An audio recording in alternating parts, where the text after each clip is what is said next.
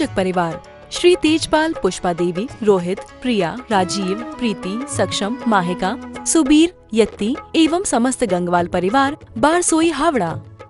भक्ति को सिर्फ पुण्य का मार्ग समझ करके मत छोड़ देना। कुछ लोग नहीं समझ पाए हैं उसके गहराई को और एकांग होकर के एकांत में चले गए हैं और एकांत के कारण किसी ने पुण्य को हे कर दिया, किसी ने भक्ति को हे बोल दिया है और ये नहीं समझा कि हम किस स्थिति में कहाँ बैठे हैं और किसके लिए कहाँ हे बतलाया गया है। इस सारी व्यवस्था को हम छोड़ करके कथन कर लेते हैं, ये गलत हो जाता है। आचार्य बड़े बड़े आचार्य कह रहे हैं गृहस्थ के लिए तो पुण्य का त्याग भी नहीं कहा। वहाँ लिखा है पुण्यम माचयु, भाव संग्रह ग्रंथ उठा करके देखना, वहाँ लिखा है हे गृहस्थ तू पुण्य का त्याग मत कर देना।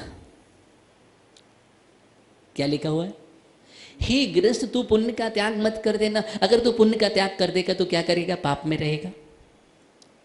किस में रहेगा? पाप में रहेगा और पाप पुण्य वृत्ति तो दुर्गति की ओर ले जाएगी। अब तुम जिसकी बात करो तुम्हें पुण्य पाप में आत्मा देखेगी? पाप में तो आत्मा नहीं दिखती है। तो कम से कम पाप का क्षय करने के लिए, पाप से बचने के लिए हम पुण्य, लेकिन पुण्य के लिए पुण्य नहीं है। किसके लिए? पुण्य के लिए पुण्य नहीं है, अशुभ से बचने के लिए शुभ। ध्यान देना, अशुभ से बचने के लिए शुभ। सम्यक दृष्टि का पुण्य की बात कर रहा था। फिर वहां पर कहा गया है, बोले सम्यक दृष्टि अगर निदान नहीं करता है तो सम्यक दृष्टि का पुण्य परंपरा से निर्माण का हेतु है। गाथा नंबर सम्यट्ठी पुण्यम ना होई संसार कारणम नियमा। सम्यक दृष्टि का पुण्य नियम से सम्यक संसार का कारण नहीं होता है। जय भी निवारणम ना कोई मोक्ष से ही हो, मोक्ष का हेतु होता है अगर निदान नहीं करता है तो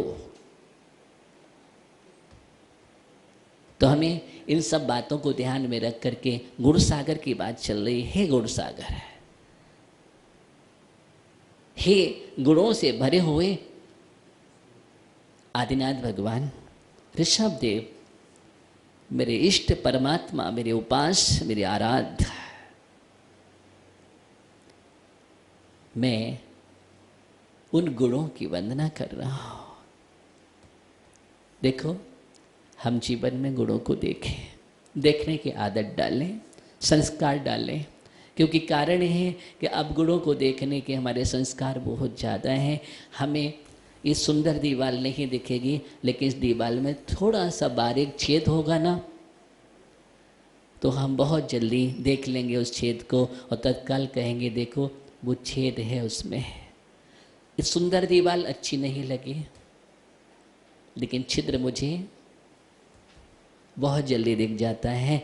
ऐसी हमारी आदत है, ये हमारे संस्कार है, आदत बनी हुई है।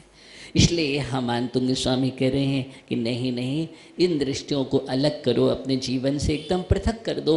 ये अच्छी दृष्टि नहीं है, अच्छा या नहीं है। अगर तुम्हें वास्तव में अपने जीवन में एक सच्चा इंसान बनना है और सच्चा मानव बनना है और भगवत्ता को प्रकट करना है, अपनी आत्मा के अंदर गुणों को देखना है, आत्मा को परमात्मा के प्रकटीकरण करना है, तो अपनी अभिव्यक्ति करना चाहते हो तो गुणों की दृष्टि करो। हे गुण सागर, ही गुणों के सागर, आपके चंद्रमा के कांते के समान निर्मल उज्जवल गुण हैं। ऐसे गुणों के लिए सुर गुरु प्रतिमा, सुर गुरु के समान भी तुम कहने में समर्थ नहीं है तो मैं कहाँ समर्थ हो सकता हूँ? फिर भी मैं भक्ति करूँगा।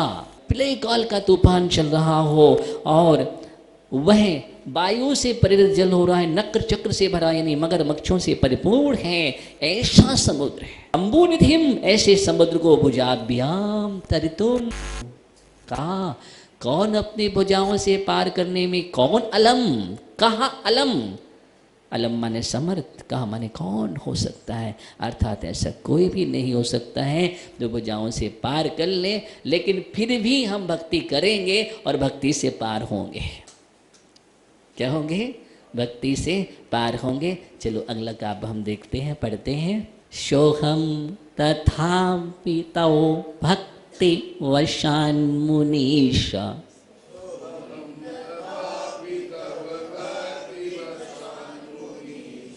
कर्तुं स्तवं विगते शक्तिरपि प्रवृत्तः,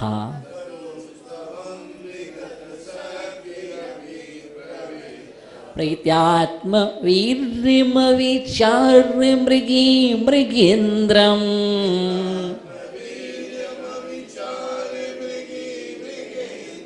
न वेत्ति किं निजशिशोः परिपालनार्थम्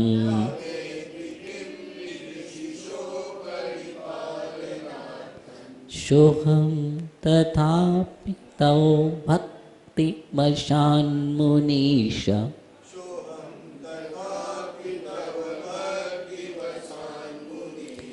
कर्तुं स्तवं विगतशक्तिरपि प्रवत्तः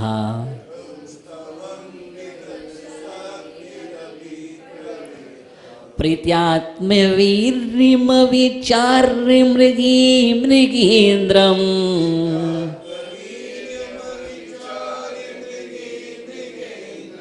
न वेत्ति किं निजशिशोः परिपालनार्थम्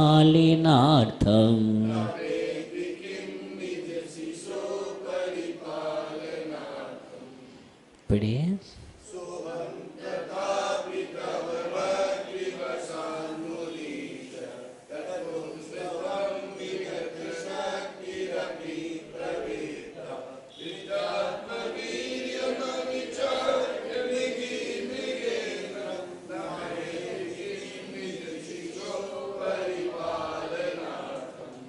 ये काव्य नेत्र रोग संहारक काव्य है। नेत्र पीड़ा को भी दूर कर देता है स्मरण करने मात्र से, और आत्मिक उपलब्धिदायक है।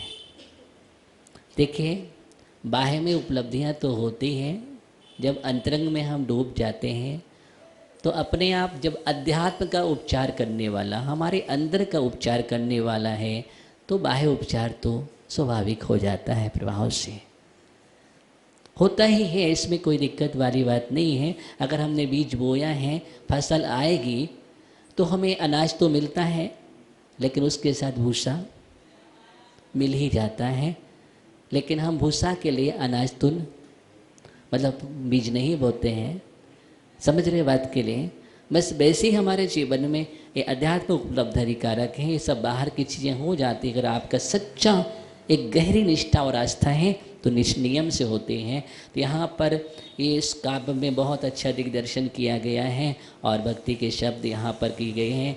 मुनीश संबोधन दिया गया है, यहाँ से लगे मुनीश, बसान मुनीश है, बसात नाकता हो करके मुनीश, हे मुनीश, मुनियों के ईश, हे मुनियों के ईश, मुनीश्वर, हे मुनीश्वर, सो अहम तथा अपि। देखना, तथापि, तथा अपि, तो भी, अपि माने भी, तथा माने तो, हे मुनीश्वर, तो भी, विगत शक्ति अपि, विगत शक्ति ही अपि। अन्वयार्थ कर रहे हैं, सीधा शब्द का अर्थ करेंगे तो सामान्य हो जाता है। अन्वयार्थ करते जब, तो विगत शक्ति अपि, शक्ति विगत, समझ रहे ना, सामर्थ्यहीन होते हुए भी, सामर्थ्यहीन होते हुए भी, शक्ति रहित होते हुए भी, सह अहम, सा माने वह, अहम माने मैं, सह अहम। यहाँ पर विसर्ग ऊ का ओ व्याकरण से हुआ है, इस कारण से, और फिर आकार का लोप हो गया है, तब संधि बनती है सोहम। तो सा अहम, वह मैं अल्पज्ञ। मानतुंग स्वामी कह रहे हैं, वह मैं अल्पज्ञ, भक्ति वसात, क्या संबोधन दिया, भक्ति वसात, भक्ति के बसबूत होकर, कैसे, बस्ती, वो भक्ति के बसीभूत होकर, तव स्तुवन,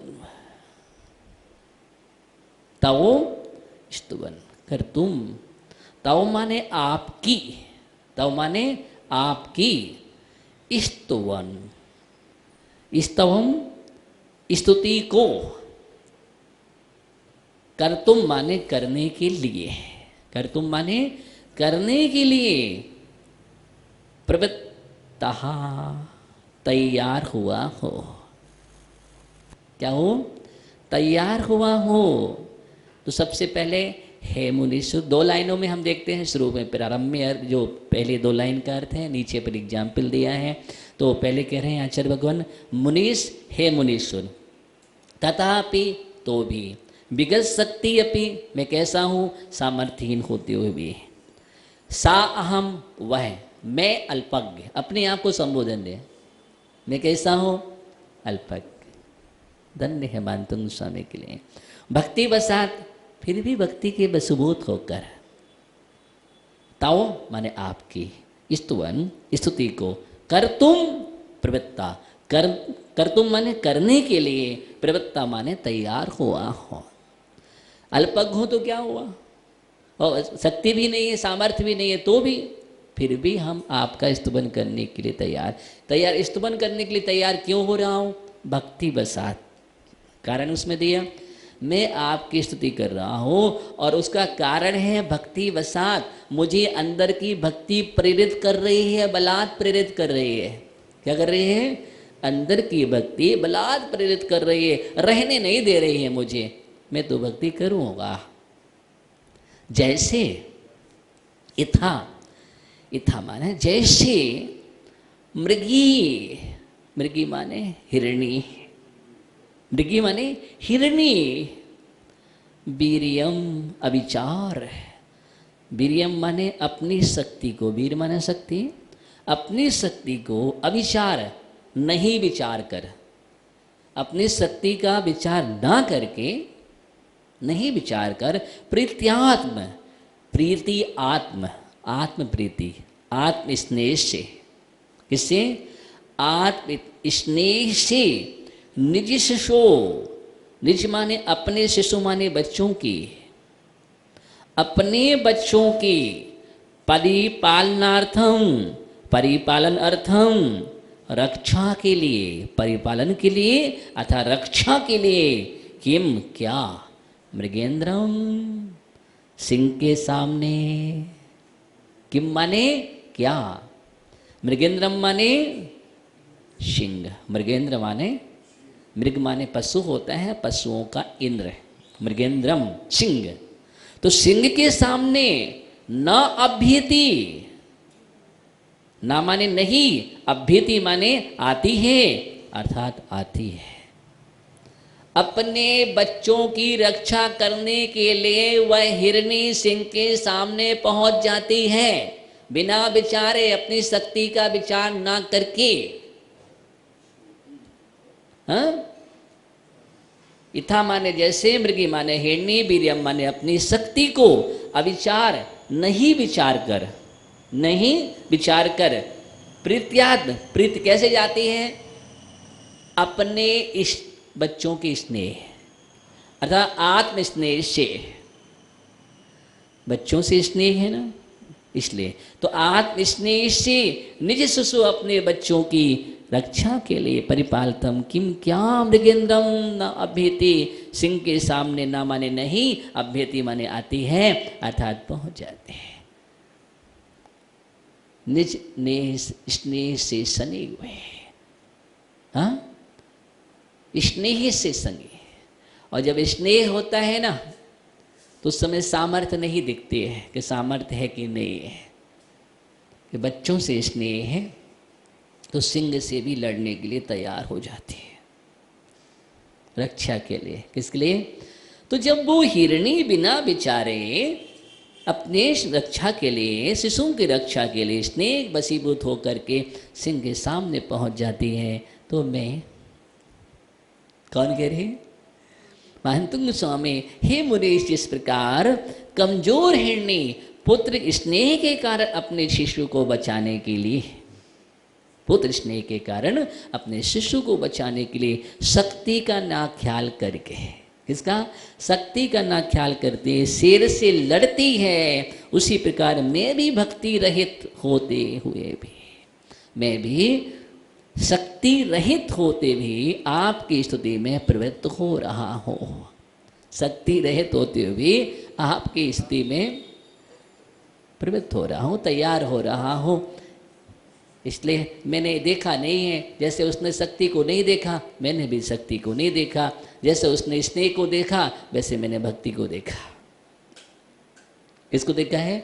वैसे मैंने भक्ति को देखा है। और अब मैं भक्ति बसात होकर के मैं आपकी स्तुति के लिए तैयार हो रहा हूँ। देखो 5वें काप तक पहुँच गए, फिर भी कह रहे हैं मैं स्तुति के लिए तैयार। स्तुति करते भी जा रहे हैं। गुणों के ग्रहण करने की भावना और निरंतर कर रहे हैं और गुणों में डूब भी रहे हैं भगवान के स्तवन में, फिर भी अपनी लघुता की चर्चा भी करते जा रहे हैं। अल्पकता, अपने आप को अल्पज्ञ कह रहे हैं। अभिमान नहीं है। क्या नहीं है? इसलिए भक्ति में अभिमान नहीं है। अभिमान जहाँ होता है वहाँ भक्ति का रस समाप्त हो जाता है और वो भक्ति भक्ति नहीं कहलाती। कहने का मतलब है कि तुम अभिमान से रहित होकर के एकदम विशुद्धि में डूब करके, ये मत कहो कि हम कैसे भक्ति करेंगे, हम कमज़ोर हैं। नहीं नहीं, इसमें कमज़ोर नहीं। कौन है कमज़ोर? कोई कमज़ोर नहीं है। कमज़ोर तुम्हारा मन है। क्या है? अच्छे अच्छे पहलवान अगर मन कमज़ोर है तो वो हट्टे कट्टे भी धराशायी हो जाते हैं। और मन जिसका अच्छा है, पावर, मानसिक पावर, तो तन के दुबले भी पार कर जाते हैं और बड़े बड़े लोगों को परास्त कर देते हैं। इसलिए यहाँ तन की दुर्बलता को नहीं, मन की दुर्बलता की बात की। मन को दुर्बल मत करो। किसको? मन को कमज़ोर मत करो। मन तुम्हारा मजबूत है, इसलिए मानसिक संकल्प तुम्हारा अच्छा होना चाहिए। इस काव्य में बतलाया गया है और हम इस काव्य की आराधना करते हैं तो हमारे जीवन में उपलब्धियां होती हैं और हम जाप करते हैं इस काव्य की। ओम ह्रीं अर्हं नमो अनंतो हिजड़ाणं। ओम ह्रीं अर्हं नमो अनंतो हिजड़ाणं। ओम ह्रीं अर्हं नमो अनंतो हिजड़ाणं। ऐसे रिद्धिधारी मुनिराज जिनकी मर्यादा अनंत है, अनंतावधि से संपन्न, उन्हें मेरा बार बार नमस्कार हो, प्रणाम हो। हम वंदना करते हैं। वंदे तद्गुणलब्धे। ओम नमः शिवाय। पुण्यार्चक परिवार श्री तेजपाल, पुष्पा देवी, रोहित, प्रिया, राजीव, प्रीति, सक्षम, माहिका, सुबीर, यत्ती एवं समस्त गंगवाल परिवार, बारसोई, हावड़ा।